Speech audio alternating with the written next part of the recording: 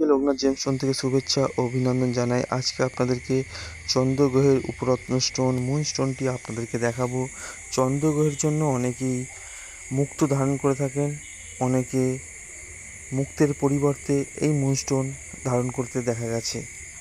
অনেক জ্যোতিষী কিংবা অ্যাস্ট্রোলজারের পরামর্শ নিয়ে এই মুন স্টোন ধারণ করছেন, অথবা জ্যোতিষী কিংবা অ্যাস্ট্রোলজাররা অনেক সময় মুক্তের পরিবর্তে এই মুনস্টোন ব্যবহার করতে বলে থাকেন।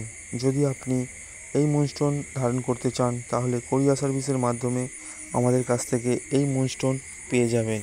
আমরা বিভিন্ন রকমের গাছের শেকড়, বিভিন্ন রকমের গাছের মূল অথবা বিভিন্ন রকমের গাছ আমরা কোরিয়ার সার্ভিসের মাধ্যমে অনেককেই পাঠিয়ে থাকি। যদি আপনাদের যে কোনো স্টোন প্রয়োজন পড়ে থাকে আমাদের সাথে আপনারা নিতে পারবেন। আমরা সব রকম স্টোন হোলসেল এবং পাইকারি রেটে দিয়ে থাকি। যদি আপনি অনেক মাল নিয়ে থাকেন তাহলে হোলসেল রেটে পেয়ে যাবেন, আর যদি এক পিস মাল আমাদের কাছ থেকে নিতে চান তাহলে পাইকারি রেটে আমাদের কাছ থেকে পেয়ে যাবে। অনেকে মুক্ত চন্দ্রগ্রহের প্রতিকারের জন্য ধারণ করে থাকেন। মুক্তের পরিবর্তে এই মুনস্টোন অনেককেই ধারণ করতে দেখা গেছে। যদি আপনার চন্দ্রগ্রহটি খারাপ থাকে বা আপনার জন্মছকে চন্দ্রগ্রহটি নিম্ন স্থানে বসে থাকে, অথবা চন্দ্রগ্রহটি দগ্ধ কিংবা বক্রি হয়ে থাকে, সেই ক্ষেত্রে আপনি এই মুনস্টোন ধারণ করতে পারবেন। অথবা আপনার হাতের ক্ষেত্রে চন্দ্রের জায়গায় তিল চিহ্ন, গুণ চিহ্ন, জপ চিহ্ন এবং ক্রস চিহ্ন থাকলে সেই ক্ষেত্রেও আপনি এই মুনস্টোন ধারণ করতে পারবেন। আর মুনস্টোনের পরিবর্তে আপনি গাছের মূল ধারণ করতে পারবেন, যেটি হচ্ছে খিরিকা মূল।